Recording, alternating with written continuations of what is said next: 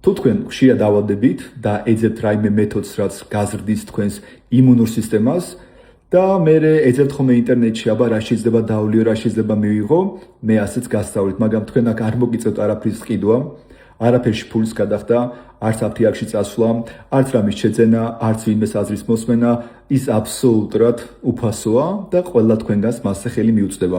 სხვათა შორის ის ახლაც გაქვთ სახლში, მაგრამ თქვენ მის შესახებ შეიძლება არ იყოთ სწორად ინფორმირებული. მოდი აბა დააკვირდეთ და ნახავთ ეს რა არის.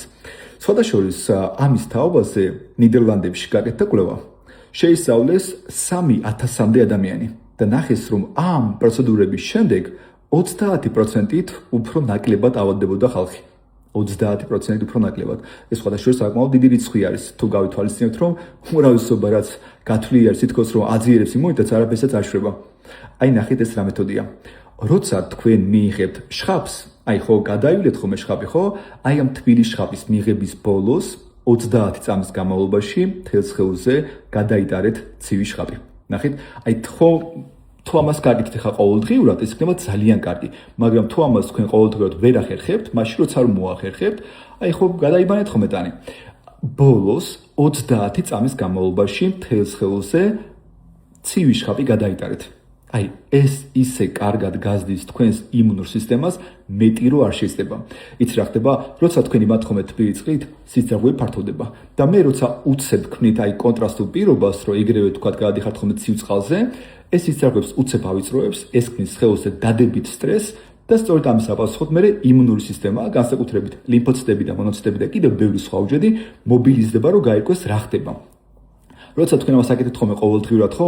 ესენი ამას აკეთებენ ასევე ყოველდღიურად, ესენი მობილიზებულები არიან ყოველდღიურად.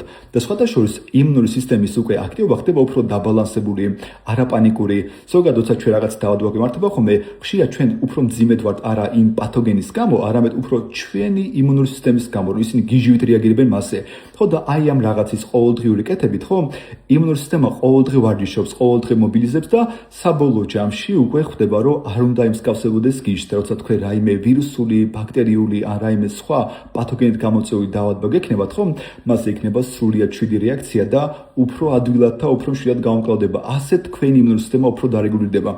საბოლოო ჯამში თქვენ არ დაავადებით, უფრო იშვიათად, მაგრამ როცა გექნებათ ხოლმე რაიმე დაავადება, თქვენი სხეული მას ძალიან მარტივად გაუმკლავდება და შეიძლება ის ბევრი რაღაცას, რომ თქვენ აქამდე სვამეთ, აღარც დაგჭირდეთ. არ არის საჭირო 90 წამიანი ცივი შხაპი, 30 წამის სრულად საკმარისია. და კიდევ თუ მაღალი არტერიული წნევა გაქვთ, ეს არ გააკეთებთ, იმიტომ რომ როცა ადამიანს მაღალი არტერიული წნევა აქვს და თბილი შხაპის მიღების მერე ეგრევე ცივ შხაპს იღებს, ეს ხო სისხლძარღვის ავიწროებს და წნევას კიდევ უფრო ზრდის, ამიტომ ვისაც მაღალი წნევა გაქვთ, ეს არ გააკეთებთ. და კიდევ აქვე გაცნობებთ, რომ უკვე იწყება სექტემბრიდან ბიოლოგიასა და ქიმიაში აბიტურიენტებისა და უფროსკაცლების მიღება, ასე რომ თუ თქვენი შვილი აბარებს შემდეგ წელს სამედიცინოზე, ფსიქოლოგიაზე, ვეტერინარიაზე ან ასე შემდეგ, ან სჭირდება მომზადება ბიოლოგიაში ან ქიმიაში, რა თქმა უნდა გეოდებით ჩემთან. მარჯანიშვილზე, კვირაში 3-ჯერ თითოეული საგანით, თითოეული საგნის ღირებულება არის 130 ლარი. მადიდარჩევით თუ ამ რეკომენდაციასაც ასევე გამიწევთ.